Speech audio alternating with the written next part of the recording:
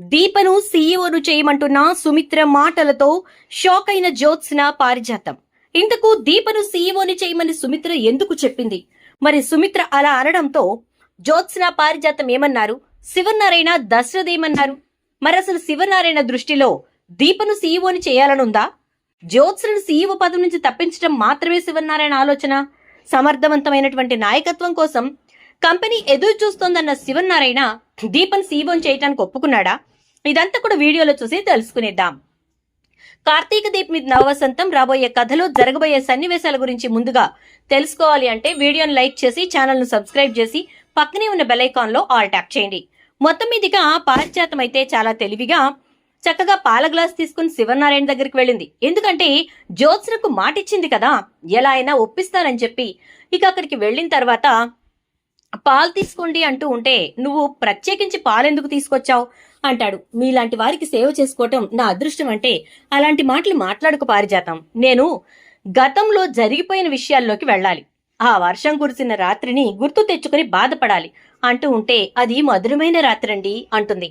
నీకు అది మధురమైన రాత్రి కావచ్చు, నా కర్మ కాలిన రాత్రి అది. సరే, ఇప్పుడు నువ్వు ఇంతలా వచ్చి పాలు తీసుకొచ్చి మరీ మాట్లాడాలి అనుకుంటున్న విషయం ఏంటో చెప్పు అంటూ ఉంటే, మీరు చాలా గొప్పవారు, గొప్ప తండ్రి, గొప్ప తాత, గొప్ప మామగారు, అలా చెప్పుకుంటూ పోతే మీరు గొప్ప భర్త కూడా అని చెప్పని అంటుంది. ఇంతకు ఏదో పెద్ద విషయం మీదే వచ్చినట్టున్నావు అని చెప్పని అంటాడు శివనారాయణ. ఏం లేదండి, జ్యోత్స్న సీఈఓ పదవి గురించి, మీ వారసత్వంగా జ్యోత్స్నే సీఈఓగా ఉంటే బాగుంటుంది కదా అంటే, ఈ విషయం గురించి నువ్వు నన్ను అడుగుతానని చెప్పి జ్యోత్స్నకు మాటిచ్చావా అంటే, అవును అనగానే, మరి నీ మీద నమ్మకం లేక జ్యోత్స్న వచ్చి అక్కడి నుంచింది ఏంటి అంటే, అదెందుకు వస్తుందండి, గదిలో ఏడుస్తూ కూర్చుంది అంటుంది. ఈలోపు జ్యోత్స్న అని పిలవగానే వెళ్లిపోబోతున్న జ్యోత్స్న లోపలికి వస్తుంది. ఎందుకొచ్చి చచ్చావే అని చెప్పని అనుకుంటుంది ఇక పారిజాతం. ఇక ఇద్దరికి కలిపి చెప్తాడు, ఏం చేయాలో, ఏం నిర్ణయం తీసుకోవాలో బోర్డు మేము కలిసి తీసుకుంటాం. మీ సలహాలు ఇక్కడ అవసరం లేదు. అసమర్థ పాలన అనే దానికి నిలువెత్తు నిర్వచనం జ్యోత్స్న. మళ్ళీ తననే అక్కడ కూర్చోబెట్టి వాళ్ళని నేను బాధ పెట్టలేను, వెళ్ళొచ్చు అని చెప్పి పంపించేస్తాడు. ఇక తర్వాత రోజు ఉదయాన్నే జ్యోత్స్న తెలివిగా దశరథ్ని కాకాపడదామని చూస్తే దశరథ్ కూడా రివర్స్ లోనే మాట్లాడతాడు. ఇక ఇదంతా చూస్తూ ఉండగా శివనారాయణ వచ్చి, కంపెనీ ఒక సమర్థవంతమైనటువంటి పాలన కోసం ఎదురు చూస్తోంది, ఒక సమర్థవంతమైనటువంటి సీఈఓ కోసం ఎదురు చూస్తోంది అంటూ ఉండగానే కార్తీక్ ఇంట్లోకి వస్తాడు. టైంకి ఎంట్రీ ఇచ్చావురా, నీ గురించే ఇక్కడ మీ తాత మాట్లాడుతున్నాడని నీకు తెలిసిపోయినట్టుంది అనుకుంటూ పారిజాతం మనసులో అనుకుంటుంది. కంపెనీలో ఉన్నటువంటి ఎంప్లాయీస్ ని కన్నబిడ్డల్లా చూసుకునే వాళ్ళ కోసం ఎదురు చూస్తోంది అని చెప్పని అంటూ ఉండగానే దీప కూడా వస్తుంది. ఈ లోపు పారిజాతం తెలివిగా, ఈ ఇంట్లో ఆడవాళ్లకు అసలు స్వతంత్రమే లేదు, ఆలోచించేటటువంటి అవకాశం కూడా ఇవ్వట్లేదు అంటుంది. దేనికిప్పుడు ఈ మాటలు మాట్లాడుతున్నావు పారిజాతం అంటే, నేను నా గురించి మాట్లాడలేదండి, సుమిత్ర గురించి మాట్లాడుతున్నాను. జ్యోత్స్న కన్నతల్లి సుమిత్ర తన ఆలోచనని, అభిప్రాయాన్ని కూడా తీసుకోవాలి కదా. తన బిడ్డ ఇలా ఉండాలి, అలా ఉండాలి అని సుమిత్ర మాత్రం అనుకోదా? ఏం సుమిత్ర అంటే, ఇక్కడ అభిప్రాయం తీసుకోనని ఎవరన్నారు? అమ్మా సుమిత్ర, నువ్వు చెప్పు. నీ బిడ్డ సీఈఓగా ఉండాలని నువ్వు అనుకుంటే కనుక ఖచ్చితంగా దానికి మేము కట్టుబడి ఉంటాం అని అంటే, నా అభిప్రాయాన్ని కూడా అడిగినందుకు చాలా థ్యాంక్స్ మావయ్య గారు అని చెప్పని అని ఇక సుమిత్ర అయితే జ్యోత్స్న గురించి మాట్లాడుతూ ఉంటుంది. ఇక అలా మాట్లాడుతున్నటువంటి సుమిత్ర మాటలు విన్నటువంటి శివనారాయణ ఏం చెప్తుందా అని చెప్పి ఎదురు చూస్తూ ఉంటాడు. ఎదురు చూస్తూ ఉండగా, నేను నా బిడ్డని ఒక పెళ్లి కూతురులా చూడాలనుకుంటున్నాను అంటుంది. ఒక్కసారిగా అందరూ షాక్ అవుతారు. అంటే సీఈఓ పదవికి జ్యోత్స్న అనర్హురాలు అని చెప్పి నువ్వు అంటున్నావా అంటే, అర్హత అనర్హత గురించి నాకు తెలియదు మావయ్య గారు, నేను మాత్రం జ్యోత్స్నని ఒక పెళ్లి కూతురులా చూడాలనుకుంటున్నాను, పెళ్లి చేసి అత్తారింటికి పంపించి సంతోషపడాలనుకుంటున్నాను అంటుంది సుమిత్ర. అలా సుమిత్ర అనేసరికి పారిజాతం వెంటనే, ఏంటి, ఏం మాట్లాడుతున్నావు సుమిత్ర? నేను మాట్లాడుతోంది దాని బంగారు భవిష్యత్తు గురించి. అంటే ఆడపిల్లకు భవిష్యత్ అనేది అత్తింట్లోనే ఉంటుంది అత్తయ్య గారు. మీరు పెళ్లి చేసుకుని ఒక బిడ్డను కన్న తర్వాత కూడా ఒంటరిగా మిగిలిపోయిన తర్వాత మామయ్య గారు మిమ్మల్ని పెళ్లి చేసుకున్నారు. అప్పుడు మీకు బంగారు భవిష్యత్ అనేది ఏర్పడిందా, లేకపోతే మీ బిడ్డతోటి అంటే దాస్ తోటి మీరు పడుతున్న కష్టాలతో మీకు బంగారు భవిష్యత్ ఏర్పడిందా? ఏ ఆడపిల్లకైనా పెళ్లితోనే ఒక మంచి జీవితం అనేది వస్తుంది.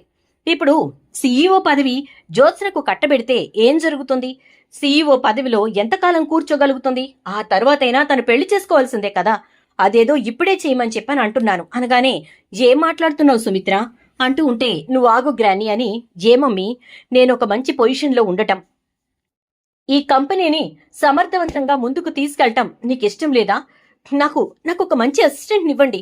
నేను నేను కంపెనీని ఖచ్చితంగా మంచి లాభాల్లో నడిపిస్తాను అంటే ఇప్పటి వరకు నువ్వు నడిపించినటువంటి లాభాలు చాలా ఎక్కువ లెక్కల్లో ఉన్నాయి జ్యోత్స్న. అందుకోసమని అసలు నువ్వు ఆ సీఈఓ పదవిలో ఉండొద్దు అని చెప్పి నిన్ను రాజీనామా చేయమని చెప్తున్నారు. మరి అలాంటప్పుడు నువ్వు ఇంకా ఏదో చేస్తాను, ఇంకా ఏదో నడుపుతాను అని చెప్పి మాట్లాడటం ఎంతవరకు కరెక్ట్ అంటుంది సుమిత్ర. మమ్మీ, నువ్వే నన్ను నమ్మకపోతే, నువ్వే నాకు సపోర్ట్ ఇవ్వకపోతే ఇంకెవరు మమ్మీ నన్ను నమ్మి సపోర్ట్ ఇచ్చేది అనగానే, నిన్ను నమ్మినందుకు, నీకు సపోర్ట్ ఇచ్చినందుకు నువ్వు నాకు ఇచ్చిన బహుమతి మామూలుగా ఉందా చెప్పు? మరి అలాంటి బహుమతి పొందిన నేను ఇక నిన్ను నమ్మి అంతమంది ఎంప్లాయీస్ ని ఎలా అప్పచెప్పాలంటావు అని అంటే, మమ్మీ అదేదో తెలియక చేసిన తప్పు, దాన్ని పట్టుకుని అని అంటే, ఒక మనిషి గురించి మంచి తెలుసుకోవాలంటే టైం పట్టొచ్చేమో, సందర్భం రావాలేమో, కానీ ఒక మనిషి చెడు గురించి తెలుసుకోవటం చాలా ఈజీ. ఎందుకంటే చెడుని కప్పిపుచ్చటం కష్టం కాబట్టి. ఎప్పుడో ఒకప్పుడు అది బయటకు వచ్చేస్తూ ఉంటుంది. దానికి సమయం సందర్భం అవసరం లేదు. కానీ నీ విషయంలో ఆ చెడు తెలుసుకోవటానికి సందర్భం అవసరమైంది. ఆ సందర్భం వచ్చినప్పుడు నువ్వేంటో అర్థమైంది. నీ తల్లిని నువ్వు నడి రోడ్డు మీద వదిలేశావు, వెళ్లిపోతుంటే ఆపలేదు. అలాంటి నువ్వు ఎంప్లాయీస్ ని మాత్రం నడి రోడ్డు మీద వదిలేవా? అయినా నీకు సీఈఓ పదవి కట్టబెట్టిన తర్వాత నువ్వు చేసిందేంటి? 50 పైబడిన వాళ్ళందరినీ కూడా కంపెనీలో నుంచి తీసేశావు. అదే టైంలో యూనియన్ పెద్ద గొడవ లేవతీసింది. ఆ టైంలో కార్తీక్ లేకపోతే పరిస్థితి ఏంటి అని చెప్పని అంటే, అత్త, ఒక రకంగా ఆ రోజు ఆ సలహా నాకిచ్చింది దీపనే అని అంటే, ఎవరైనా కావచ్చు కార్తీక్, స్టాండ్ తీసుకుని నువ్వు నిలబడ్డావు. నీ పక్కన దీపం నిలబడాల్సిన అవసరం లేదే. కానీ తనొచ్చి తన వంతుగా తను నిలబడింది. కార్మికులకు అన్యాయం జరిగితే ఊరుకోము అని చెప్పి పోరాడింది. అసలు తనకు సంబంధం లేని విషయమైనా సరే ఒకరికి అన్యాయం జరుగుతున్నప్పుడు చూస్తూ ఊరుకోలేదు దీప అని చెప్పని అంటుంది సుమిత్ర. మమ్మీ, ఇక్కడ నీ కూతుర్ని నువ్వు పొగడకపోయినా పర్వాలేదు, దీపను పొగిడి గొప్పదాన్ని చేసేస్తున్నావంటే, చూడు జ్యోత్స్న, గొప్పతనాన్ని మనం ఒప్పుకోనక్కర్లేదు. అది ఆటోమేటిక్ గా వచ్చేస్తూ ఉంటుంది. ఆ గొప్పతనాన్ని మనంతట మనమే చెప్పాల్సిన పరిస్థితులు వచ్చినప్పుడు మాత్రం నిర్మోహమాటంగా చెప్పాలి. ఆ రోజు దీప అలా నిలబడింది కాబట్టి ఈ రోజు కంపెనీ ఇలా నిలబడింది. ఆ రోజు కార్తీక్ అలా నుంచుని మీ తాతయ్యకు ఎదురు తిరిగినా పర్వాలేదు అనిపించుకున్నాడు కాబట్టి ఈ రోజు కంపెనీ ఇలా నిలబడింది. మరి సమర్థత వాళ్ళ దగ్గర ఉన్నప్పుడు నీ చేతుల్లో పగ్గాలు పెట్టి ఏం చేయమంటావు అని అంటుంది సుమిత్ర. ఏంటో మమ్మీ, ఈ ఇంట్లో అందరికీ బావ పిచ్చి దీప పిచ్చి పట్టినట్టుంది అని చెప్పని అంటే, పట్టింది పిచ్చి కాదు, ఎవరి దగ్గర ఎటువంటి సమర్థత ఉంది, ఎవరు ఏం చేయగలరు, ఎవరు కుటుంబాన్ని ముందుకు నడిపించగలరు అని చెప్పని ఆలోచన అని అంటే, దశరథ్ వెంటనే అందుకుని, చూడు జ్యోత్స్న, ఇందాక నువ్వు వచ్చి ఏమన్నావు? డాడీ, మీకు నేను ఒక్కదాన్నే కూతురునా, ఇంకెవరైనా కూతుర్లున్నారా అని అడిగావు. ఆ మాట అర్థం తెలుసా అంటే, తెలిసే అడుగుతున్నానన్నావు. మరి ఒక్కగానొక్క కూతురు సమర్థవంతురాలు కాకపోయినప్పుడు ఆ తండ్రి ఎంత వేదన పడతాడో తెలుసా? కాబట్టి అలాంటప్పుడు తన కుటుంబంలో సమర్థులైన వాళ్ళని వెతుకుతారు. అలా వెతికేటప్పుడు మంచి వజ్రాలు దొరకొచ్చు, ఒట్టిపోయినటువంటి పాడి దొరకొచ్చు. సో మనం ఎంచుకునేది కరెక్ట్ గా ఎంచుకోవాలి. భగవంతుడు మా నాన్నకిచ్చింది ఇద్దరే పిల్లల్ని, ఒకటి కాంచన, ఒకటి నేను. నాకు ఒక కూతురు, కాంచనికి ఒక కొడుకు. ఇది మాకు భగవంతుడిచ్చినటువంటి వారసత్వం. మరి కూతురు అంటే నా కూతురు అసమర్థురాలైనప్పుడు కాంచన కొడుకే కదా నెక్స్ట్ వారసత్వం తీసుకోవాల్సింది అని అంటాడు. అదే డాడీ, నేను దాని గురించే మాట్లాడుతున్నాను. బావ చేతికి పగ్గాలు అప్పగించడానికే కదా మీరందరూ ఇంతలా కష్టపడుతోంది అని చెప్పని అంటే, ఇక శివనారాయణ, చూడు, కార్తీక్ చేతికి పగ్గాలు అప్పగించడానికి కష్టపడవసరం లేదు. ఎందుకంటే కార్తీక్ సీఈఓగా ఉండగానే మేము వాణ్ణి పక్కకు తప్పించి నీ అసమర్థత గురించి తెలియక అప్పుడున్న పరిస్థితుల్ని బట్టి తప్పని పరిస్థితుల్లో నిన్ను తీసుకెళ్లి ఆ సీఈఓ పదవిలో కూర్చోపెట్టాం. కానీ నువ్వు చేసిందేంటి? ఆ పదవికి అలంకారంగా కాదు, ఆ పదవికి గండంగా తయారయ్యావు. నీ వల్ల కంపెనీలో ఉన్నటువంటి ఎంప్లాయీస్ అందరూ ఇబ్బంది పడ్డారు, బాధపడ్డారు అని చెప్పని అంటూ ఉంటాడు శివనారాయణ. ఎటు పోయి ఎటొచ్చినా చివరాఖరికి జ్యోత్స్నైతే సీఈఓని చెయ్యరు అంటారు, అంతే కదా అనగానే, అవును, సీఈఓని చెయ్యను, సీఈఓని చేయకుండా కంపెనీకి దూరంగాను పెడుతున్నాను. ఇక కూతురుగా కూడా తన తల్లిదండ్రులకి దూరంగా ఉండమని చెప్తున్నాను. ఎందుకంటే తను పనిగట్టుకుని వాళ్ల మధ్య గొడవలు తీసుకొచ్చి వాళ్ళకు ఇద్దరు విడిపోవడానికి కారణమైంది కాబట్టి అని అంటే, యావండి, ఇది మరీ పెద్ద శిక్ష అండి. ఎందుకు ఇలా పసిదాన్ని పట్టుకుని బాధ పెడుతున్నారు అంటే, ఎవరు పసిపిల్ల? జ్యోత్స్న నువ్వా అని చెప్పనంటాడు శివనారాయణ. ఇక సుమిత్ర, మావయ్య గారు నేను వెళ్తాను, కొంచెం గుళ్ళో నేను అర్చన చేయమని చెప్పాను. ఆ పూజారి గారు ప్రసాదం అది తీసుకొస్తానన్నారు. ఆయన వచ్చినప్పుడు కాస్త టిఫిన్ అది చేయాలి కదా, పలహారం రెడీ చేస్తాను అంటే, అమ్మా నేను చేస్తాను అంటుంది దీప. ఇది పూజారి గారి కోసం కదా, నేనే చేస్తాను, నువ్వు నాకు సాయంగా ఉండు గాని రా అంటే, సరేనమ్మా అంటూ దీప లోపలికి వెళ్ళబోతుంటే, ఆగు సుమిత్ర, జ్యోత్స్నని సీఈఓని చెయ్యొద్దు అన్నావు కరెక్టే, కానీ ఎవరిని సీఈఓని చేస్తే బాగుంటుంది అనేది నీ ఉద్దేశ్యమో కూడా తెలుసుకోవాల్సిన అవసరం ఉంది. ఎందుకంటే నువ్వు దశరథులో సగం. దశరథ్ ఏది చేసినా ఏది నడిపినా అందులో సగభాగం నీది అని చెప్పని అంటే, మావయ్య గారు ఎవరిని సీఈఓని చెయ్యాలి అనేది మీ ఇష్టం, సమర్థమైనటువంటి వ్యక్తిని ఆ కుర్చీలో కూర్చోపెట్టండి, అంతకుమించి నేను మిమ్మల్ని ఏమీ అడగట్లేదు అని అంటుంది. అవునా, నీ దృష్టిలో సమర్థమైన వ్యక్తి అంటే ఎవరు అనగానే, మామయ్య గారు నన్ను అడిగితే నేను ఒక మాట చెప్తాను, మీరు బాధపడనంటే అని అంటుంది. బాధపడను చెప్పమ్మా అని చెప్పని అనగానే, మీరు చదువుకున్న చదువుకి మీరు స్టార్ట్ చేసిన రెస్టారెంట్ బిజినెస్ కి సంబంధం ఉందా అంటే, లేదమ్మా సంబంధం లేదు అని అంటాడు శివనారాయణ. పోని నా భర్త చదువుకున్న చదువుకి ఆయన ఉన్నటువంటి ప్రస్తుతం ఉన్న రెస్టారెంట్ బిజినెస్ కి సంబంధం ఉందా? లేదమ్మా అలా ఏమీ లేదు అని అంటాడు. కార్తీక్ మాత్రం మనకి రెస్టారెంట్స్ ఉన్నాయి కాబట్టి దానికోసమని చెప్పి తను లండన్ వెళ్లి చదువుకుని వచ్చాడు అంటే, అవును, ఎందుకు? మన కంపెనీస్ ని మన రెస్టారెంట్స్ ని తనవి కూడా అనుకున్నాడు కాబట్టి వాటి కోసం కష్టపడాలి అని, వాటిని అభివృద్ధిలోకి తీసుకొస్తే మన కుటుంబమే బాగుంటుంది అనే ఉద్దేశ్యంతో. అది డెడికేషన్ కదా మామయ్య గారు అంటే, అవును అది డెడికేషన్ అని చెప్పని అంటాడు శివనారాయణ. ఇదంతా కూడా చదువుకు సంబంధించి. చదువుని పక్కన పెడితే ఇక సత్యరాజ్ రెస్టారెంట్స్ జీరోలోకి వచ్చేసింది. ఒక రకంగా జ్యోత్స్న రెస్టారెంట్స్ సత్యరాజ్ రెస్టారెంట్స్ ని కొనాలి అనేటటువంటి పరిస్థితికి వచ్చేసింది. అలాంటి జీరోలో ఉన్నటువంటి సత్యరాజ్ రెస్టారెంట్స్ ని నంబర్ 1 పొజిషన్ లోకి దీప, కార్తీక్ కలిసి తీసుకొచ్చారు.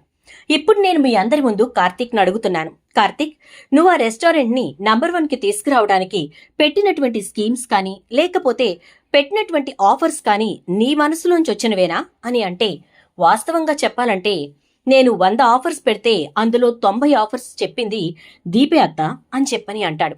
సరే, రుచి, క్వాలిటీ వీటి విషయంలో నువ్వు ఎక్కువగా ఇన్వాల్వ్ అయ్యావా లేక దీప ఎక్కువగా ఇన్వాల్వ్ అయ్యిందా అని అడుగుతుంది. ఒక రకంగా చెప్పాలంటే ఫుడ్ సెక్షన్ మొత్తం తనే చూసుకుంది. నేను మేనేజ్మెంట్ వర్క్ చూసుకున్నాను, అడ్మినిస్ట్రేషన్ మేనేజ్మెంట్ నేను చూసుకోవడంతో ఫుడ్ సెక్షన్ తను చూసుకోవడంతో క్వాలిటీ ఆటోమేటిక్ గా వచ్చింది.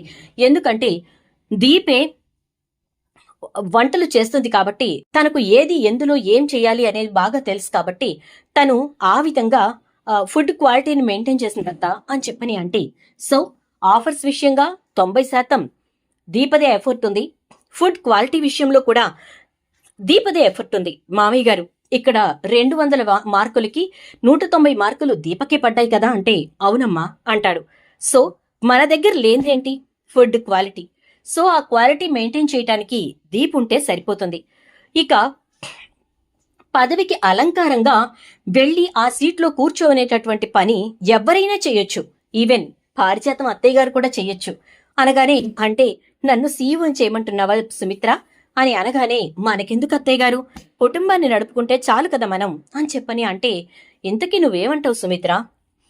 దీప అటు ఫుడ్ క్వాలిటీని చూడగలిగింది, ఇటు బిజినెస్ ని పెంచగలిగింది కాబట్టి అనగానే, అవును మావయ్య గారు, కాబట్టి మనం దీపని సీఈఓని చేయటంలో తప్పే ఉంది. చదువుకి మాత్రమే ప్రాధాన్యతనిచ్చి సీఈఓ పదవికి అలంకారాన్ని చేయాల్సిన అవసరం లేదు కదా. నేమ్ ప్లేట్ మీద ఎంబీబీఎస్ అనో ఫుడ్ టెక్నాలజీ అనో రాస్తేనే వాళ్ళు సీఈఓ పదవిలో ఉండదగిన వాళ్ళు కాదు కదా అంటుంది. గుడ్, మంచి ఆలోచన చెప్పావు సుమిత్ర, కరెక్ట్ అయినటువంటి డెసిషన్ ఇది. ఎందుకంటే ఒక స్వార్థం కానీ ఒక ఎవరికో ఒకరికి మంచి చేయాలనేటటువంటి ఆలోచన కానీ లేకుండా ఆ పదవికి తగినటువంటి వ్యక్తి ఎలా ఉండాలి అని విశ్లేషించి చెప్పి మరి నువ్వు ఆ పదవిని దీపకివ్వాలి అని చెప్పని అనడం నాకు చాలా బాగా నచ్చింది. నేను ఇప్పటి వరకు కార్తీక్ ని సీఈఓని చెయ్యాలి అనుకున్నాను, బోర్డు మెంబర్స్ తో కూడా ఇదే మాట్లాడదాం అనుకున్నాను, కానీ నువ్వు ఒక ఎగ్జాంపుల్ ని చూపించి మరి సత్యరాజ్ రెస్టారెంట్స్ 0 నుంచి నంబర్ 1 కి తీసుకొచ్చినటువంటి వీళ్ళిద్దరి సమర్థతని మాకు అర్థమయ్యేలా చేసి మరి నువ్వు ఆ పదవికి దీప కరెక్ట్ అని చెప్పటం నాకు బాగా నచ్చింది. సో దీపని సీఈఓని చేసే ప్రపోజల్ని నేను బోర్డు మెంబర్స్ దగ్గర పెడతానంటాడు శివనారాయణ. దశరథ, నీకేమైనా ఇబ్బంది ఉందా అని అంటే, లేదు నాన్న, సుమిత్ర ఆమోదముద్ర వేసిన తర్వాత ఇంక నాకేం ఇబ్బంది అనగానే, ఈవిడ గారు వెళ్లి అక్కడ సీఈఓ పదవిలో కూర్చుంటే ఇక్కడ పనులన్నీ ఎవరు చూసుకుంటారంట అంటుంది పారిజాతం. అనగానే దీప సమర్థవంతురాలు అన్నది అందుకే అత్తయ్య గారు, ఇక్కడా చూసుకోగలదు అక్కడా చూసుకోగలదు, దీప మీద నాకు ఆ నమ్మకం ఉంది అని చెప్పని అంటుంది. ఇక దీప వెంటనే, అమ్మా మీరేంటమ్మా ఏదేదో మాట్లాడుతున్నారు, నేను సీఈఓనేంటి అని చెప్పని అంటే, సత్యరాజ్ రెస్టారెంట్స్ లో నీకు ఒక పదవిని ఇవ్వలేదంతే, బాధ్యతంతా నీ భుజానికే ఎత్తాడు కార్తీక్. దాన్ని సమర్థవంతంగా నీ భుజం మీద మోస్తూ సమంగా కాడిని ముందుకు తీసుకెళ్లి ఆ రెస్టారెంట్ ని నంబర్ 1 ప్లేస్ లో నిలబెట్టావు. సో ఇప్పుడు కూడా అదే చేయమంటున్నాను. జ్యోత్స్న రెస్టారెంట్స్ 0లోకి వచ్చేసింది. అలాంటి 0లో ఉన్న రెస్టారెంట్ ని నంబర్ 1 కి తీసుకురమ్మని చెప్పి అంటున్నాను. ఇది నేను వాళ్ళకి చేసిన విజ్ఞప్తి, అది వాళ్ళు కన్సిడర్ చేస్తారో లేదో అనేది వాళ్ళిష్టం అంటూ సుమిత్ర లోపలికి వెళ్తూ, కార్తీక్, నీ భార్యని సీఈఓని చేయమన్నానని నిన్ను సీఈఓకి ప్రపోజ్ చేయలేదని నువ్వేమైనా బాధపడుతున్నావా అంటే, అత్తయ్య ఇందాక నువ్వేం చెప్పావు, నా భర్తలో సగం నేను, ఆయన ఏదంటే నేను అదే అంటాను అన్నావు. మరి అలాంటప్పుడు నాలో సగం నా భార్య, తను బావుంటే నేను బావున్నట్టు కాదా, తను సీఈఓ అయితే నేను సీఈఓ అయినట్టు కాదా, నీ కూతురికే అసిస్టెంట్ గా ఉండమంటే సరే అన్నవాణ్ణి, నా పెళ్ళానికి అసిస్టెంట్ గా ఉండడానికి నాకేంటి అత్త బాధ, నేనక్కడ ఉండక్కర్లా, ఇక్కడి కూడా దీపకు అసిస్ట్ చేయగలను అని చెప్పానంటే, అలా ఏం అవసరం లేదురా, నువ్వే మేనేజర్గా ఉంటావు, నువ్వే ఎండీగా ఉంటావు, దీపే సీఈఓగా ఉంటుంది అనగానే, వాహ్ తాత సూపర్, మొత్తానికైతే నన్ను ఒక కూరలో కరివేపాకులా ఫిలింలో జోకర్లా పక్కన పెట్టేశారనమాట అని అంటుంది జ్యోత్స్న. అది మనం చేసుకునే దాన్ని బట్టి ఉంటుందే తప్ప మనకు ఎవరో ఒకరు చేయాల్సిన అవసరం లేదు జ్యోత్స్న. నీకిచ్చిన 30 రోజుల గడువు వేస్ట్ చేసుకున్నావు, నీకు 1 సంవత్సరం పాటు టైం ఇచ్చాం, దాన్ని వేస్ట్ చేసుకున్నావు. ఇప్పుడు మళ్ళీ తీసుకొచ్చి నీ చేతిలో పెట్టాలి అంటుంటే ఎలా చూస్తూ ఊరుకుంటాం? మీ అమ్మను అడగమన్నావు, అడిగాం.